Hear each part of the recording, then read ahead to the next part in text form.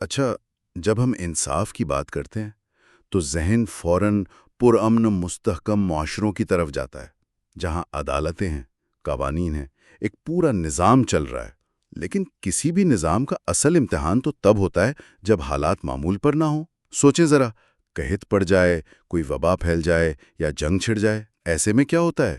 کیا قانون اور انصاف صرف اچھی اچھی کتابوں کی باتیں رہ جاتی ہیں، یا واقعی زمین پر خاص طور پر سب سے کمزور لوگوں کے لیے کوئی معنی رکھتی ہیں؟ آج ہم ماضی میں بہت پیچھے جا رہے ہیں، تقریباً 14 صدیاں پہلے، یہ سمجھنے کے لیے کہ تاریخ کے ایک اہم دور میں ہنگامی حالات میں انصاف کی فراہمی اور سماجی تحفظ کو کیسے یقینی بنایا گیا تھا۔ ہمارا آج کا موضوع ظہیر احمد میر کی کتاب Islamic judicial wisdom in emergency cases سے ماخوذ ہے۔ کتاب میں کئی دلچسپ مقدمات کا ذکر ہے، خاص طور پر مقدمہ نمبر 31 سے 35 تک۔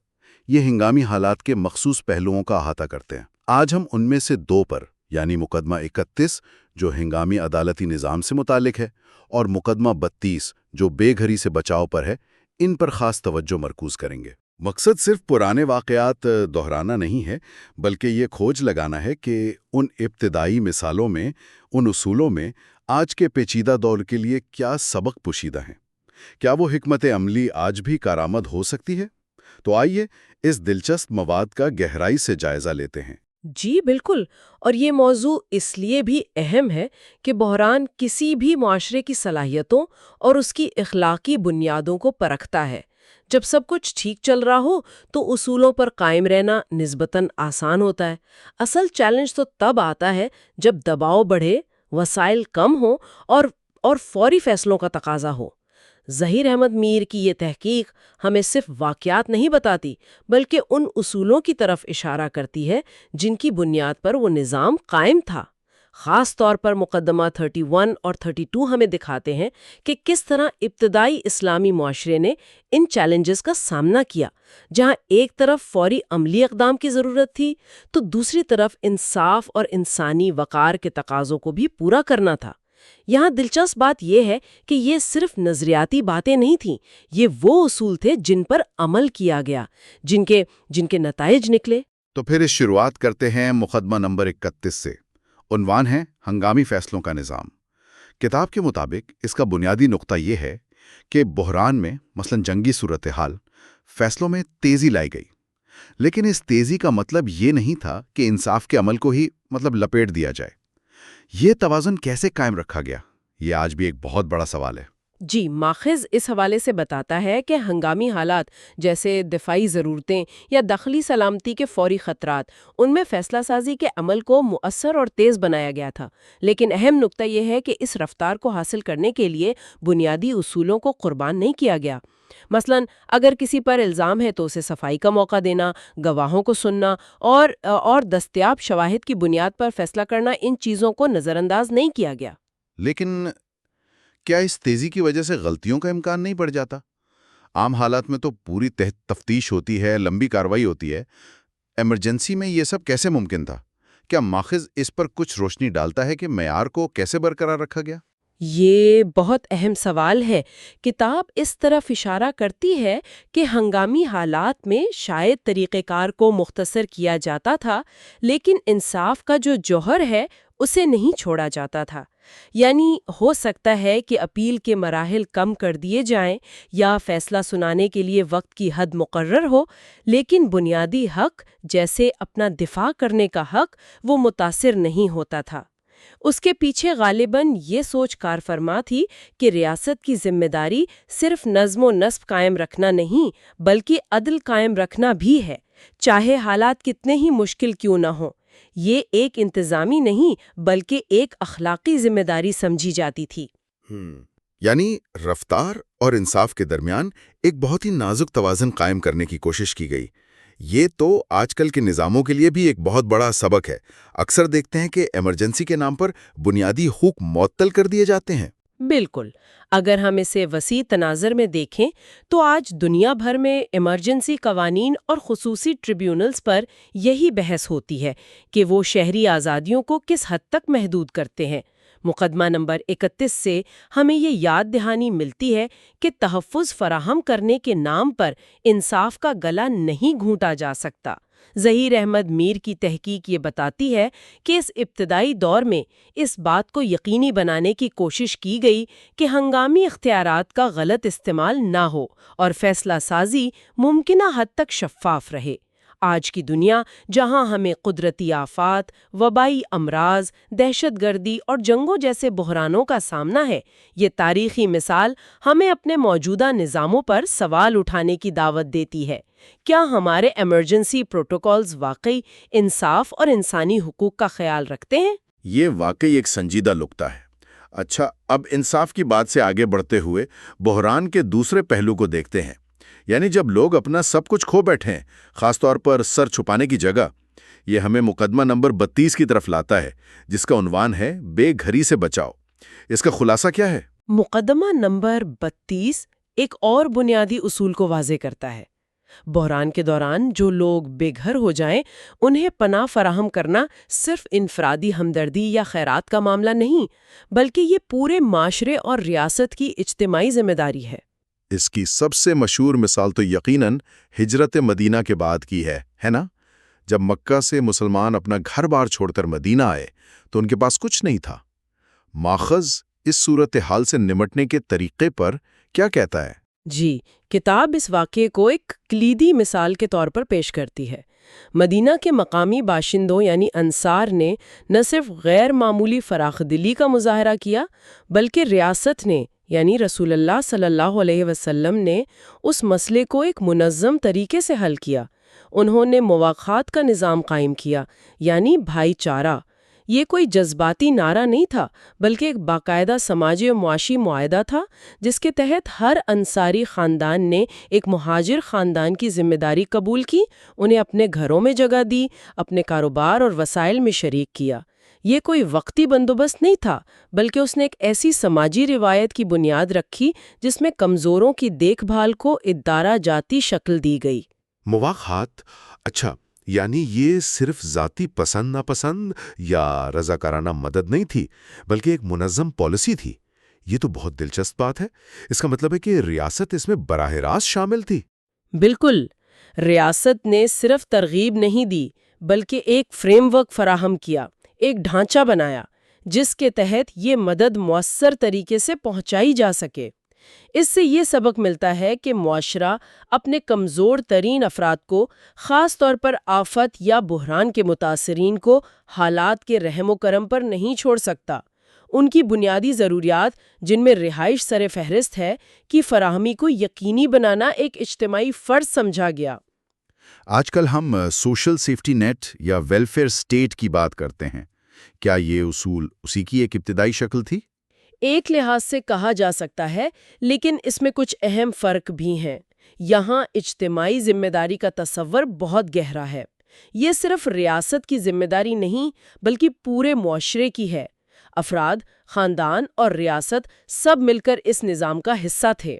کتاب یہ واضح کرتی ہے کہ یہ صرف نیکی کا کام نہیں سمجھا جاتا تھا، بلکہ یہ سماجی انصاف اور استحکام کے لیے ضروری تھا۔ اگر لوگ بے گھر اور بے یار و مددگار ہوں گے تو معاشرے میں بے چینی اور عدم استحکام پیدا ہو سکتا ہے۔ لہٰذا یہ ایک دانش مندانہ سماجی حکمت عملی بھی تھی۔ تو اگر آج کے دور سے اس کا موازنہ کریں تو کیا ہم کہہ سکتے ہیں کہ آج بھی یہ اصول اتنی ہی اہمیت رکھتا ہے؟ ہمارے پاس تو بہت زیادہ وسائل ہیں، ادارے ہیں، بین الاقوامی تنظیمیں ہیں۔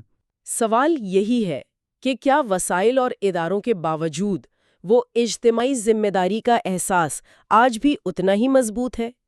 کیا آج ہم پناہ گزینوں، قدرتی آفات کے متاثرین یا معاشی بحرانوں کی وجہ سے بے گھر ہونے والے لوگوں کے ساتھ وہی رویہ رکھتے ہیں؟ مقدمہ نمبر 32 ہمیں یاد دلاتا ہے کہ وسائل کی فراہمی کے ساتھ ساتھ انسانی وقار اور بھائی چارے کا عنصر بھی اہم تھا۔ کیا آج کی امدادی کارروائیوں میں یہ عنصر موجود ہے، یا یہ زیادہ تر غیر شخصی، بیوروکریٹک عمل بن کر رہ گیا ہے؟ یہ تاریخی مثال ہمیں اپنی موجودہ پالیسیوں اور سماجی رویوں کا ازرنو جائزہ لینے پر مجبور کرتی ہے۔ کیا ہم واقعی اس بات کو یقینی بناتے ہیں کہ بحران کے وقت کوئی بھی شخص بنیادی ضروریات، خاص طور پر سر چھپانے کی جگہ سے محروم نہ رہے اور یہ مدد عزت نفس کے ساتھ فراہم کی جائے؟ تو آج کی اس ساری گفتگو کا خلاصہ کیا ہے؟ ظہیر احمد میر کی کتاب کے ان دو مقدمات 31 اور 32 کی روشنی میں جو اہم باتیں سامنے آئی ہیں وہ یہ ہیں کہ ابتدائی اسلامی معاشرے میں ہنگامی حالات سے نپٹنے کے لیے صرف وقتی رد عمل نہیں تھا بلکہ ایک سوچا سمجھا نظام موجود تھا۔ مقدمہ 31 نے ہمیں دکھایا کہ بحران میں فوری کارروائی اور انصاف کے بنیادی اصولوں کے درمیان توازن قائم رکھنا ناممکن ہے۔ تیز رفتاری کا مطلب ناانصافی نہیں ہونا چاہیے۔ یہ ایک ایسا چیلنج ہے جو آج بھی ہمارے نظاموں کے لیے اہم ہے، اور مقدمہ 32 نے اس بات پر زور دیا کہ آفت زدہ یا بے گھر افراد کی دیکھ بھال، خاص طور پر انہیں رہائش فراہم کرنا، یہ محض انفرادی رحمدلی کا معاملہ نہیں بلکہ یہ ایک اجتماعی اور ادارہ جاتی ذمہ داری ہے۔ یہ معاشرے کے استحکام اور انصاف کی بنیاد ہے۔ بالکل، اور یہ صرف تاریخی دلچسپی کی باتیں نہیں ہیں، یہ اصول آج بھی اتنے ہی متعلقہ ہیں بلکہ شاید پہلے سے زیادہ۔ آج دنیا کو جس طرح کے پیچیدہ اور وسیع پیمانے پر بحرانوں کا سامنا ہے، موسمیاتی تبدیلیوں سے پیدا ہونے والی آفات، معاشی عدم استحکام، بڑے پیمانے پر نقل مکانی، ان حالات میں یہ سوال اور بھی اہم ہو جاتا ہے کہ ہمارے رد عمل کے نظام کتنے مؤثر، منصفانہ اور انسانی ہمدردی پر مبنی ہیں۔ یہاں ایک اور دلچسپ نقطہ غور طلب ہے۔ ان تاریخی مثالوں میں ہمیں ریاست اور معاشرے کے درمیان ذمہ داری کی ایک ملی جلی تصویر نظر آتی ہے۔ مواخات کی مثال میں انفرادی خاندان بھی ذمہ داری لے رہے ہیں اور ریاست بھی سہولت فراہم کر رہی ہے۔ کیا آج ہم ذمہ داریوں کی یہ تقسیم اسی طرح دیکھتے ہیں، یا ہم نے زیادہ تر بوجھ یا تو مکمل طور پر ریاست پر ڈال دیا ہے یا پھر انفرادی خیرات تک محدود کر دیا ہے، اور وہ جو درمیان کی اجتماعی سطح تھی وہ کمزور پڑ گئی ہے؟ یہ تاریخی مثالیں ہمیں یہ سوچنے پر بھی مجبور کرتی ہیں کہ کیا آج ہم بحران کے وقت صرف مادی مدد پر توجہ مرکوز رکھتے ہیں، یا متاثرین کے وقار، ان کی نفسیاتی ضروریات اور انہیں معاشرے میں دوبارہ ضم کرنے پر بھی اتنا ہی زور دیتے ہیں جتنا کہ ان ابتدائی اصولوں میں متمر لگتا ہے؟ کیا ہماری ایمرجنسی ریلیف صرف زندہ رکھنے کے لیے ہے یا باعزت زندگی کی طرف واپسی میں مدد دینے کے لیے؟ یہ واقعی گہرے سوالات ہیں جو اس تاریخی جائزے سے ابھرتے ہیں، اور اسی کے ساتھ ہم آج کی گفتگو کو سمیٹتے ہوئے ایک آخری سوال اپنے سامعین کے لیے چھوڑنا چاہیں گے، جو شاید ان ذرائع سے براہ راست نہیں نکلتا لیکن ہماری بحث سے ضرور پیدا ہوتا ہے۔ ان تاریخی اصولوں کو ذہن میں رکھتے ہوئے، یعنی انصاف پر سمجھوتا کیے بغیر فوری کارروائی، مقدمہ 31، اور اجتماعی ذمہ داری کے تحت باعزت پناہ کی فراہمی، مقدمہ 32، آج کے ہنگامی حالات سے نمٹنے کے ہمارے طریقوں میں وہ کون سا ایک بنیادی عنصر ہے جس کی شاید سب سے زیادہ کمی محسوس ہوتی ہے؟ وہ کیا چیز ہے جو فوری مدد اور گہری انسانی ہمدردی کو حقیقی معنوں میں یکجا کر سکے؟ مینجمنٹ اور سوشل جسٹس پرنسپلز کے کچھ حصوں، یعنی مقدمات 33 سے 35 کو بنیاد بنا رہے ہیں۔ ہمارا مقصد یہ سمجھنا ہے کہ آپ دیکھیں، شروع کے اسلامی معاشروں نے بڑے چیلنجز جیسے لوگ اچانک بے گھر ہو گئے یا قحط پڑ گیا یا پھر کوئی وبا پھیل گئی، ان سے کیسے نمٹا۔ اور یہ صرف پرانی باتیں نہیں ہیں، ہم یہ جاننے کی کوشش کریں گے کہ ان طریقوں میں آج کے لیے کیا سبق ہے۔ تو آئیے اس پر گہرائی میں بات کرتے ہیں۔ جی بالکل، اور اصل سوال یہی بنتا ہے کہ صدیوں پرانے یہ اصول کیا آج بھی اتنے پیچیدہ مسائل جیسے پناہ گزینوں کا بحران ہے یا ابھی جو وبائیں ہم نے دیکھی ان میں ہماری مدد کر سکتے ہیں؟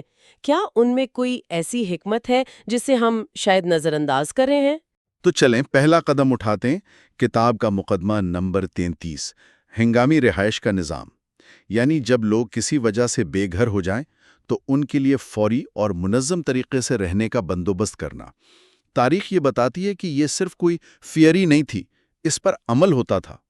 جیسے جنگ یا آفت کے بعد خیمے لگائے جاتے تھے، مسجدیں، دوسری عوامی جگہیں، یہاں تک کہ لوگ اپنے گھر بھی کھول دیتے تھے۔ اہم بات یہ ہے کہ یہ سب مل کر منظم طریقے سے ہوتا تھا۔ کیا یہ عام تھا اس زمانے میں؟ یہ بہت اہم نقطہ ہے۔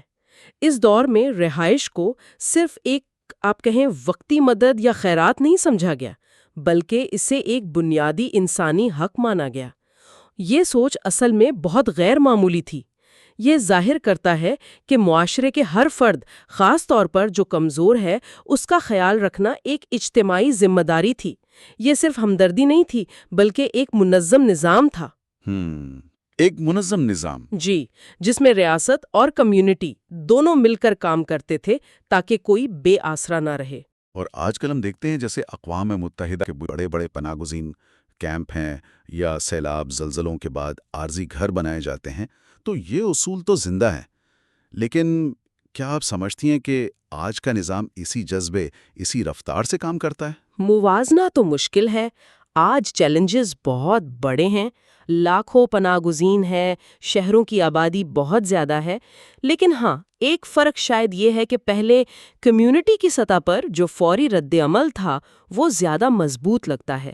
آج کل زیادہ تر ذمہ داری بڑے اداروں یا حکومتوں پر ہوتی ہے، جس سے وہ تھوڑی تاخیر ہو جاتی ہے، بیوروکریسی آ جاتی ہے بیچ میں۔ بالکل۔ تو شاید اس پرانے ماڈل سے یہ سبق ملتا ہے کہ مقامی کمیونٹیز کو اگر زیادہ اختیار دیا جائے تو شاید یہ زیادہ مؤثر ہو۔ مطلب صرف اوپر سے نیچے نہیں، نیچے سے اوپر بھی کوشش ہونی چاہیے۔ یہ بات تو غور کرنے والی ہے۔ اچھا، اب آتے ہیں اگلے اصول پر، مقدمہ نمبر 34، قحط یا چیزوں کی کمی کے وقت قیمتوں پر کنٹرول۔ یہ واقعی دلچسپ ہے۔ مطلب یہ کہ بحران میں جب لوگ پہلے ہی مشکل میں ہوں تو ان کا معاشی استحصال نہ ہو۔ اس کی سب سے بڑی مثال تو پیغمبر اسلام صلی اللہ علیہ وسلم کی تعلیمات ہیں۔ ذخیرہ اندوزی یعنی جان بوجھ کر چیزیں روک لینا تاکہ قیمت بڑھے، اور ناجائز منافع خوری یعنی ضرورت کی چیزیں بہت مہنگی بیچنا۔ اس سے سختی سے منع کیا گیا ہے۔ صرف کہا نہیں گیا بلکہ اقدامات بھی کیے گئے۔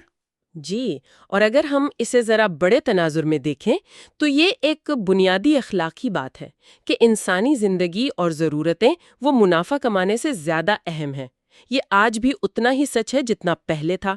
اس کا یہ مطلب نہیں کہ تجارت بری ہے یا منافع نہیں کمانا چاہیے، بلکہ یہ کہ جب پورا معاشرہ مشکل میں ہو تو ذاتی لالچ کو تھوڑا پیچھے رکھنا پڑتا ہے۔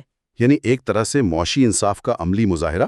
بالکل، یہ معاشی انصاف ہی ہے، خاص طور پر ان لوگوں کے لیے جو کمزور ہیں، جو بحران میں سب سے پہلے متاثر ہوتے ہیں۔ ان کا تحفظ ضروری ہے۔ رول کرتے ہیں۔ لیکن کیا آج کے قانون اور پرانے اصول میں کوئی بنیادی فرق ہے؟ مطلب کیا آج صرف قانونی معاملہ ہے اور پہلے اخلاقی اور مذہبی بھی تھا؟ یہ اچھا سوال ہے۔ آج کے قانون زیادہ تر قانونی اور معاشی ضابطے ہیں، ٹھیک ہے، مقصد مارکیٹ کو مستحکم رکھنا، صارف کو بچانا ہے۔ پرانے اصولوں میں اخلاقی اور مذہبی پہلو بہت مضبوط تھا، تو شاید معاشرے میں اس پر عمل کرنے کی خواہش زیادہ گہری ہوتی تھی۔ جب کوئی کام صرف غیر قانونی نہیں بلکہ غیر اخلاقی اور گناہ بھی سمجھا جائے تو اس سے بچنے کا جذبہ زیادہ ہوتا ہے۔ یہ بات تو ہے۔ لیکن یہ بھی نہیں کہہ سکتے کہ آج کے قانونوں میں اخلاقیات بالکل نہیں ہے۔ صارف کا تحفظ، سماجی انصاف، یہ تصورات تو آج بھی ہیں۔ اصل چیلنج شاید عمل درآمد کا ہے۔ آج کی پیچیدہ عالمی مارکیٹ میں کیا قیمتوں کو مؤثر طریقے سے کنٹرول کرنا ممکن ہے؟ وبائی امراض کا انتظام، یہ موضوع تو ہم سب نے حال ہی میں بہت قریب سے دیکھا ہے۔ یہ اصول بتاتا ہے کہ شروع کے دور میں بھی عوامی صحت کے لیے اقدامات ہوتے تھے، قرنطینہ جیسی چیزیں نافذ کی جاتی تھیں۔ سب سے مشہور مثال تو وہ حدیث ہے طاعون کے بارے میں، اگر سنو کہ کسی جگہ وبا ہے تو وہاں مت جاؤ، اور اگر تم وہاں ہو تو وہاں سے نکلو مت۔ یہ بظاہر سادہ سی بات ہے، لیکن یہ تو پبلک ہیلتھ کا بنیادی اصول ہے، بیماری کو پھیلنے سے روکنے کے لیے نقل و حرکت محدود کرنا۔ جی، اور اس سے وہ بنیادی سوال پیدا ہوتا ہے، اجتماعی بھلائی بمقابلہ انفرادی آزادی۔ یہ اصول صاف کہتا ہے کہ پورے معاشرے کی صحت وہ فرد کی آسانی یا آزادی سے زیادہ اہم ہے۔ آج کل تو اس پر بہت بحث ہوتی ہے۔ ہاں، آج یہ متنازعہ لگتا ہے، لیکن شاید اس زمانے میں جب کمیونٹی کا تصور زیادہ مضبوط تھا، لوگ ایک دوسرے پر زیادہ انحصار کرتے تھے، تو شاید اجتماعی بقا کے لیے ایسی پابندیاں قبول کرنا آسان تھا۔ یقیناً مشکلات تو ہوئی ہوں گی، لیکن اصول واضح تھا، کمیونٹی کی حفاظت پہلے۔ یہ ایک طرح سے ذمہ دار شہری ہونے کا تقاضا بھی ہے۔ بالکل، فرد اپنی ذات سے بڑھ کر معاشرے کا سوچے، یہی بات ہے۔ और आज के दौर से तो इसका ताल्लुक बिल्कुल साफ नजर आता है। कोविड-19 में हमने लॉकडाउन देखे, सफ़र पर पाबंदियां, सोशल डिस्टेंसिंग, आइसोलेशन, ये सब उसी पुरानी मंतिक पर मबनी था कि लोगों की नकलो हरकत कम करो ताकि वायरस ना फैले। जी हाँ। ये हैरान कौन है कि ये बुनियादी उसूल वक्त के साथ कितना पायदार साबित हुआ है। लेकिन क्या आज साइंस और टेक्नोलॉजी के बावजूद हम अब भी इन्हीं उसूलों पर चल रहे हैं? काफी हद तक, जी हाँ। अगरचे आज हमारे पास वायरस को समझने, टेस्ट करने, वैक्सीन बनाने की सलाहियत है जो पहले नहीं थी, लेकिन वबा को रोकने के जो बुनियादी गैर तिब्बी तरीके हैं वो अब भी वही हैं। फासला रखना, मास्क पहनना, नकलो हरकत कंट्रोल करना। सही। ये दिखाता है कि कुछ बुनियादी सच्चाइयाँ बदलती नहीं। फर्क शायद ये है कि आज की दुनिया ज़्यादा ग्लोबलाइज्ड है, मुतनव्वे है, तो इन पाबंदियों पर सबको मुत्तफिक करना, अमल करवाना ये ज़्यादा मुश्किल है। एतमाद, वाज़े बातचीत, ये चीज़ें आज पहले से ज़्यादा अहम है। और शायद तारीखी मिसालें ये भी सिखाती हैं कि कम्युनिटी लीडर्स, मजहबी रहनुमा, उनका किरदार कितना अहम हो सकता है लोगों को मुत्तहिद रखने में। यकीनन उनका किरदार बहुत अहम हो सकता है। रिहाइश, कीमतों का कंट्रोल और वबा का इंतज़ाम। तो मरकज़ी उसूल क्या निकलते हैं? पहला, बेघर अफराद को फौरी और मुनज़्ज़म पनाह देना रियासत और माशरे की जिम्मेदारी है। दूसरा, बहरान में अवाम को माशी इस्तेहसाल, ख़ास तौर पर मुनाफाखोरी से बचाना। और तीसरा, वबा के दौरान इज्तमाई सेहत के लिए ज़रूरी पाबंदियां लगाना और अवामी सेहत को तरजीह देना। तो इन सब का क्या मतलब है? ये उसूल मिलकर हमें क्या सिखा रहे हैं? जब हम इन सबको एक साथ देखते हैं तो ये एक पूरा फ्रेमवर्क बन जाता है। हम इसे कह सकते हैं इंसानी मरकजियत पर मबनी हिंगामी कानून या ह्यूमन सेंट्रिक इमरजेंसी गवर्नेंस। इसकी खास बात यह है कि ये हर फैसले में, हर कदम में इंसान को, उसकी भलाई, उसके वकार, उसकी ज़रूरतों को मरकज़ में रखता है। यानी इंसान सबसे पहले? जी बिल्कुल। ये सिर्फ कवानीन नहीं है, बल्कि एक अखलाकी सिमत है जो मुश्किल वक्त में रास्ता दिखाती है। ये सिर्फ रद्द अमल नहीं, बल्कि कमज़ोरों का तहफ़्फ़ुज़, इंसाफ और इज्तिमाई जिम्मेदारी पर जोर है। और ये फ्रेमवर्क आज के मसाइल के लिए तो बहुत ही मुताल्लिका लगता है, चाहे वो पनागुज़ीनों का मसला हो, मौसमियाती तब्दीली से आने वाली आफतें हों या मुस्तकबिल में किसी वबा का ख़तरा। ये उसूल हमें याद दिलाते हैं कि हमारी तरजीहात क्या होनी चाहिए: इंसानियत, इंसाफ, इज्तिमाई बहबूद। आपने बिल्कुल दुरुस्त कहा। ये सिर्फ माधी का किस्सा नहीं, ये मुस्तकबिल के लिए भी एक रास्ता दिखा सकता है। ये हमें एक मजबूत बुनियाद देते हैं कि मुश्किल वक्त में माशरे को कैसे चलाया जाए, वसाइल को कैसे मुनसिफाना तौर पर तकसीम किया जाए और इंसानी वक़ार कैसे कायम रखा जाए। ये याद दहानी है कि बहरान सिर्फ इंतज़ामी नहीं, अखलाकी इम्तिहान भी होते हैं। बिल्कुल। अगली नशिस्त में हम इसी किताब से मुकद्दमात 36 से 40 पर बात करेंगे, जिनका ताल्लुक कुदरती आफात के इंतज़ाम और उनके लिए तैयारी से है। हम देखेंगे कि आफात से निमटने के लिए सिर्फ रद्द अमल नहीं, बल्कि पहले से मंसूबाबंदी और कम्युनिटी की सतह पर लचक पैदा करने पर कैसे जोर दिया गया था। वाज़े तौर पर इज्तमाई भलाई, समाजी इंसाफ और कमज़ोरों के तहफ़्फ़ुज़ पर मरकूज़ थी। क्या आज की दुनिया में जहां इनफरादियत पसंदी और माशी मफादात अक्सर हावी नज़र आते हैं, ये काबिले अमल है?